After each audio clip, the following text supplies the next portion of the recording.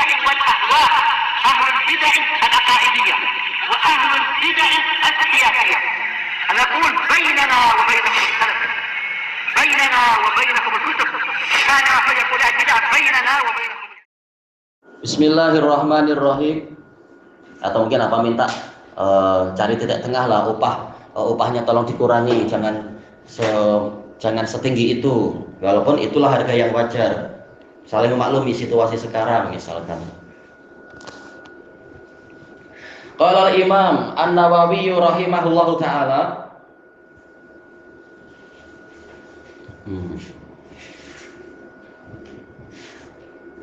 Al-Hadisul Khamisa Asyar Ba'da Tis'imi'ah. Hadis yang ke 915. Baik, untuk ayat yang disebutkan di daerah sebelumnya, An-Nur ayat 59, wa idza balagal atfalu minkumul huluma falyasta'dzinu kama sta'dzanal ladzina min qablihim. Dan apabila anak-anak itu sudah mencapai usia hulum, yaitu ihtilam, dia sudah balik, maka hendaknya dia minta izin, yaitu minta izin di segala waktu ketika hendak masuk ke bilik orang tuanya. Adapun kalau sebelum itu, kewajiban minta izin hanya di 3 tempat. Ini kalau masalah minta izin. Kalau salam, ya memang masuk bilik orang lain salam.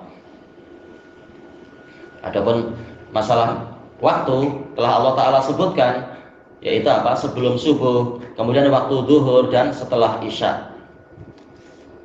Untuk yang masa-masa yang lain yang biasanya orang tua dalam keadaan siap, anak yang belum balik tidak perlu minta izin, tapi ya tetap salam. Tapi kalau sudah balik, wajib minta izin di segala masa ketika masuk bilik orang tuanya. Demikian pula masuk bilik ke saudari-saudarinya, agar mereka siap. Jangan-jangan mereka sedang tidak siap, asal masuk demi main sorok-sorok, jangan main sorok-sorok. Ya?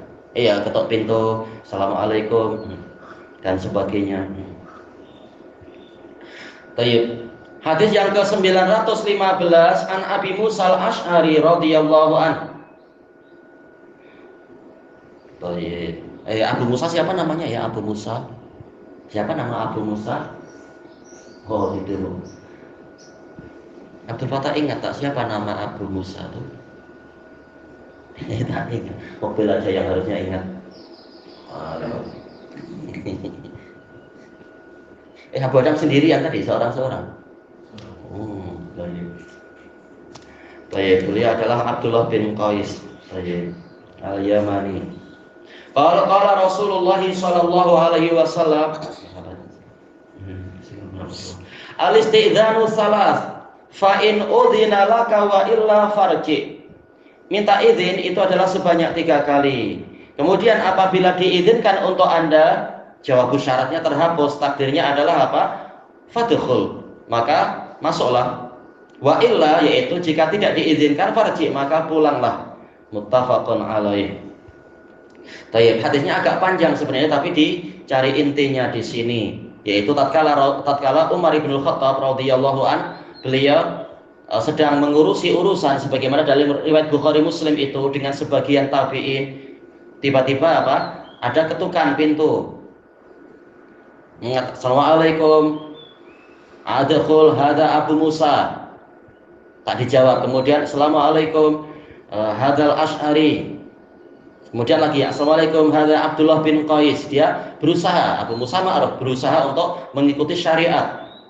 Sampai bahkan apa? Tidak ditanya man pun dia langsung memperkenalkan diri dengan yang kira-kira orang mengetahui identitinya. Nah, tatkala sudah sampai 3, maka beliau pun pulang. Maka Umar di dalam ketika itu sedang sibuk. Kemudian setelah itu beliau mengatakan, bukankah tadi ada ketukan Abu Musa? Ya, jadi mungkin apa sibuk, tapi sempatlah mendengar. Cuma ya namanya sibuk. Setelah tersedar baru dikata saya tahu, ya. Maka diminta untuk dia dipanggil. Nah, kemudian ketika sudah datang, maka ditanya, apa yang menghalangimu untuk mengulang lagi salam? Kami tadi sedang sibuk. Maka Abu Musa mengatakan yang seperti itu. Qala Rasulullah SAW, al-istidhan salas, fa in udhina lak wa illa farji. Minta izin itu 3 kali. Jika diizinkan, masuklah. Jika tidak, maka kembalilah. Maka Umar mengatakan, hendaknya engkau mendatangkan saksi atau pendukungmu. Kalau tidak, aku jadikan engkau sebagai nakalan. Sebagai apa? Sebagai peringatan bagi orang yang lain. Maka Abu Musa masuk ke majelisnya Ubay bin Ka'ab dan majelisnya Abu Sa'id Al-Khudri dari kalangan Ansor, dengan menanyakan siapa dari kalian yang bersaksi bahwasanya Rasulullah SAW menyebutkan demikian. Maka Ubay bin Ka'ab mengatakan kami semua jadi saksi, tapi cukup yang pergi adalah yang paling kecil. Hukum ya Abu Sa'id. Abu Sa'id berdiri. Kemudian Abu Sa'id mengatakan saya yang akan menemani Anda untuk menerima hukuman Umar. Nah, begitu sampai ke sana maka beliau mengatakan apa? Ini ada saksi yaitu Abu Sa'id. Kemudian apa? Umar mengatakan adil. Nah, kemudian Abu Sa'id bersaksi. Setelah itu Ubay bin Ka'ab datang mengatakan, "Ya Umar, ittaqillah alla takuna azaban li ashabi Rasulillah sallallahu alaihi wasallam." Anak lupa kalimat ittaqillahnya. Al-muhim apa? Ubay bin Ka'ab mengatakan, "Wahai Umar, jangan kau jadi siksaan bagi para sahabat Rasulullah." Maka Umar mengatakan, "Subhanallah, innama uridu an astasbit." Maha suci Allah, saya hanya ingin mencari kepastian. Nah, setelah disebutkan hadisnya, maka Umar mengatakan, "Al-hadna as-safqatu bil aswaq." Kami dilalaikan dengan sebab perniagaan di pasar, yaitu sampai tidak mendapatkan hadis ini. Nah, disebutkan oleh Imam Ibnu Daqiq Al-Id rahimahullahu taala, ini menunjukkan bahwasanya terkadang ilmu itu terlewatkan dari akabirus sahabat, tapi diketahui oleh sahabat yang lain. Baik, maka yang terpandang adalah siapa yang mendatangkan hujah, bukan Umar pasti lebih tahu, tidak demikian. Baik, tatkala diberitahu memang hujahnya jelas, rawinya adalah ada yang satu lagi, maka Umar pun menerima. Adapun Abul Hasan Abul Hasan, iya sama sih ya. Abul Hasan Al-Ma'ribi, dia mubtadi'. Dia menjadikan hadis ini sebagai dalil bahwasanya hadis ahad itu tidak diterima. Maka dibantah oleh para ulama. Dan Abul Hasan tidak bersendirian, dia mengambil itu dari kalam Mu'tazilah. Maka dibantah oleh para a'imah yang sebelum itu juga bahwasanya hadis ini walaupun Umar itu mencari kepastian, tapi pendukungnya hanya satu, itu langsung diterima oleh Umar. Tetap ini hadis ahad, tidak mencapai mutawatir. Maka batallah pendapat siapa? Orang-orang Mu'tazilah dan Abul Hasan Ma'ribi itu yang mengatakan khabar ahad la yufidul hujjah, la yufidul ilm dan sebagainya. Sementara di dalam riwayat Muslim, Umar mengatakan saya hanya ingin mengajari para tabi'in untuk mereka jangan bermudah-mudah menyampaikan hadis Nabi. Bukan bermaksud untuk bahwasanya Abu Musa ini tidak dipercaya, tapi agar orang berhati-hati menyampaikan hadis. Cuma apa? Ini alasan pertama. Alasan kedua tadi, Umar memang tidak mengetahui hadis itu karena apa? Ya beliau wajar mencari nafkah untuk keluarganya. Nah, ketika mendapatkan hadis yang telah jelas, maka apa? Beliau terima. Intinya di sini dijelaskan oleh Imam Nawawi rahimahullahu taala, di antara adab-adab istidzan itu adalah yaitu mengulangnya sehingga 3 kali. Sebagaimana juga yang sebagaimana dalam hadis Ubadah Sa'ad bin Ubadah dan yang lainnya itu. Memang apa Rasulullah prakteknya juga hanya 3 kali. Kalau diizinkan ya beliau masuk. Kalau tidak maka beliau mengatakan qadayna ma alaina. Kita telah menunaikan apa yang menjadi kewajiban kita. Kewajiban hanya sampai 3 kali. Kalau tidak, ya sudah pulang. Ini boleh jadi akan mengganggu orang di dalam. Nah, Nabi khawatirnya berdosa karena perintahnya farji. Maka kembalilah. Nah, sebagian sahabat, mereka apa? Ya udah, kembali tapi tak jauh, terus datang lagi. Yang penting sudah kembali. Karena apa? Mungkin betul-betul perlu kan? Nah, coba lagi, ketok lagi. Yang penting jangan langsung ketok 4, 5. Pulang dulu sekejap, pergi kemana lah, pergi keluar mana pagar, datang lagi coba. Boleh tak kalau kita tak mau menjawab salam orang tu secara cara, orang tu datang kita. Kerana kita khawatirkan orang tu memang ada muskilah. Ya jelas, ini hak tuan rumah. Tuan rumah tidak diwajibkan untuk menerima semua orang. Dia tidak ingin menerima, itu hak dia. Makanya hadisnya jelas. Fa'in udzinalak, kalau memang diizinkan masuk. Wa illa farji, kalau tidak diizinkan pulang. Menunjukkan tuan rumah punya hak untuk tidak menerima tamu. Mungkin sedang sibuk atau sedang apa, atau sedang tak suka dengan ini tamu ini bahaya misalkan. Tamu ini kalau datang pasti apa? Pasti akan main pukau, sudah terpukau lama. Misalkan sudah pernah terpukau, lebih baik jangan diizinkan masuk. Ada dulu pernah datang ke rumah kami di Kudus itu, pandai bicara. Setiap kali bicara tangannya mencoba ambil barang. Cuma alhamdulillah orang tua kita sudah dapat berita kes-kes pukau di bulan ini banyak. Ketika orangnya mau ambil barang diambil, ditarik. Orang itu bicara terus ambil barang. Wah ya orang kayak gini. Nah, sebagian rumah, sebagian kepala keluarga, walaupun tahu dia dipukau dan sedar, tapi tak enak hati. Kita kan pemalu, orang Jawa kan pemalu biasanya. Diambil alhamdulillah. Makanya daripada kita nanti malu hati dia ada di dalam rumah, lebih baik udah jangan diterima. Sementara kadang orang malu untuk mengatakan pergilah, nanti sakit hati. Lebih baik pura-pura tak dengar. Langsung lari di bilik lah, yang penting tak dengar dia salam misalkan atau apa. Ustaznya ini cuma minta izin sebanyak 3 kali. Iya. Maksudnya bagi salam, boleh saya masuk, boleh saya masuk. Itu 3 kali. Iya, kalau dalam hadis Jabir kita lihat nanti apakah dinukilkan di sini. Dalam riwayat Muslim itu disebutkan, yaitu apa? Jabir diajari assalamualaikum a'adkhul, langsung digabung. Assalamualaikum, bolehkah saya masuk? Tapi sebagian orang kan memang sekedar salam untuk ngasih surat mungkin ya, tak pengen masuk, tak masalah tak mengatakan bolehkah saya masuk. Intinya kembali ke izinnya, apakah diizinkan masuk atau tidak. Kalau tanpa minta izin pun orangnya bilang masuk, sudah itu alhamdulillah. Intinya hak kita hanya 3 kali untuk minta izin sebagai tamu. Kalau Sa'ad bin Ubadah memang beliau menyengaja untuk tidak mengeraskan salam, tapi niatnya ingin agar Nabi mengulang-ulang salam agar dapat berkah. Sebagaimana dalam riwayat itu. Baik. Kita masuk ke hadis berikutnya, al-hadis sadisa asyar ba'da tis'imi'ah, 916. Berarti yang paling banyak melanggar hadis ini siapa ya? Pencuri kan, asal masuk aja tak minta izin, ambil barang, ini namanya pencuri atau perompak bahkan. Baik.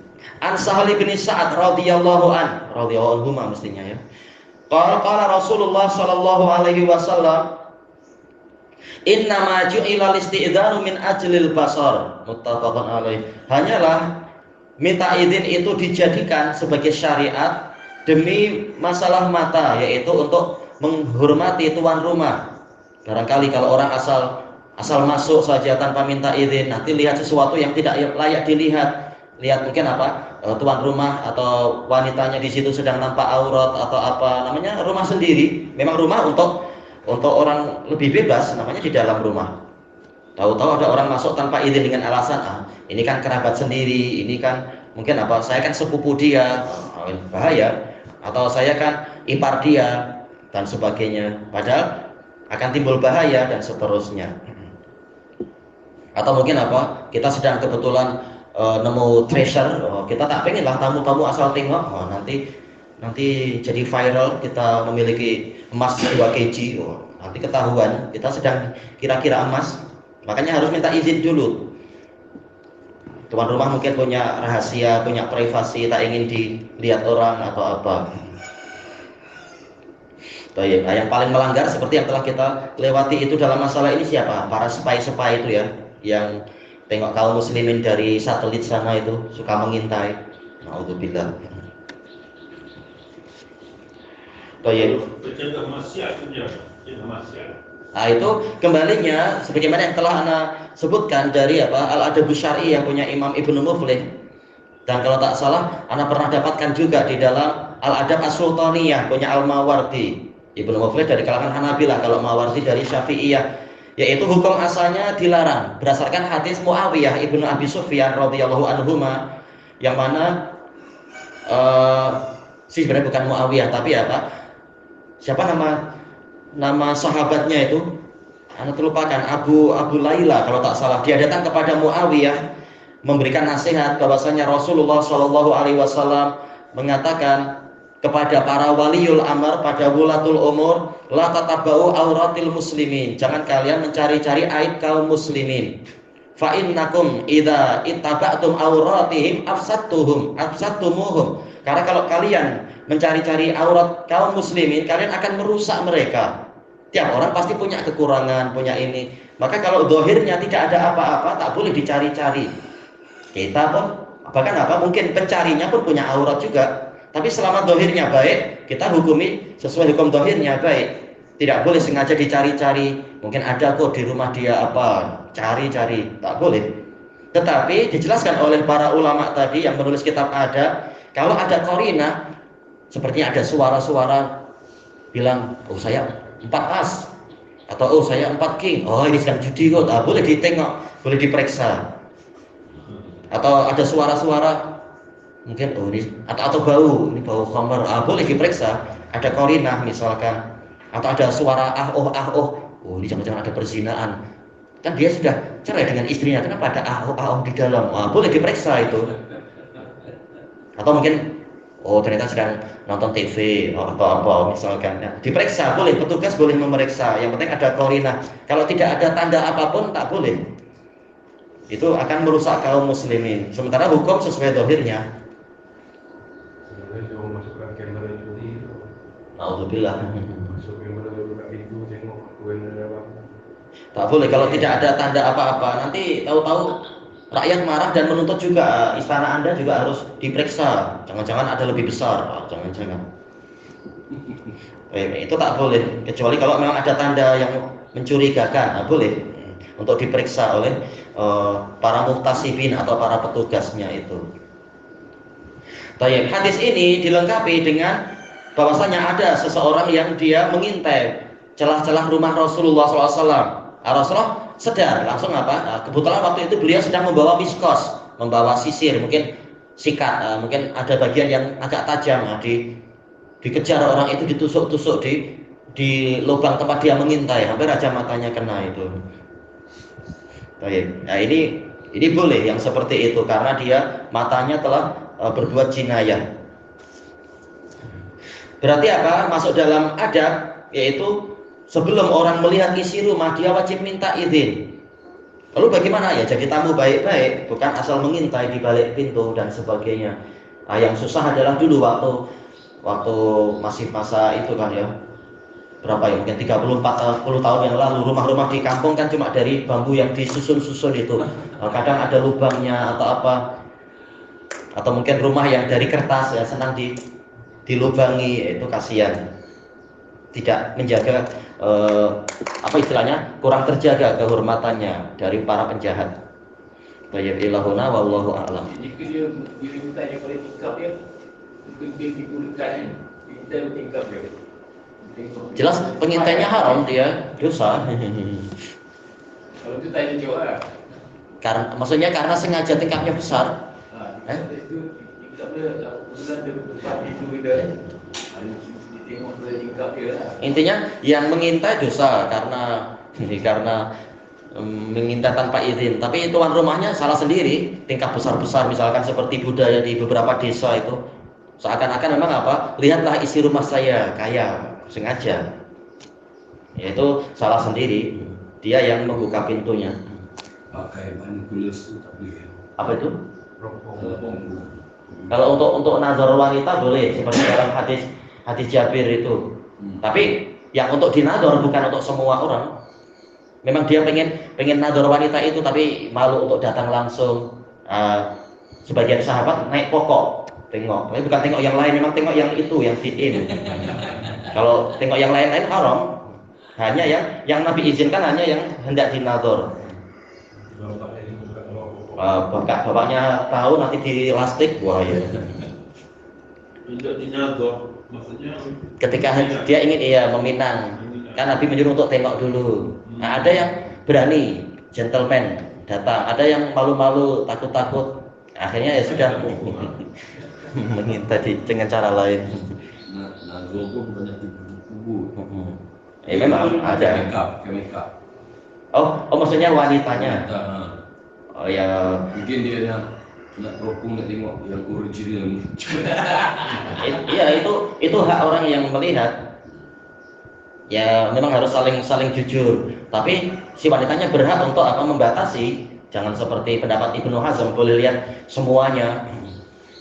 Sebagian di Indonesia ada yang pilih mazhab itu, tapi ya dibenci sama ikhwah yang lain lah. Dia ikut mazhab Ibnu Hazm. Saya ingin lihat adik dari atas sampai bawah semua. Ya, si wanitanya bilang, saya juga mau lihat abang dari atas sampai bawah. Oh, tak boleh kata dia. Tak adil lah. Aurat laki-laki sikit aja tak boleh dilihat banyak-banyak. Ini wanita disuruh dilihat semua. Tak boleh. Wanitanya pandai, alhamdulillah. Wallahu a'lam.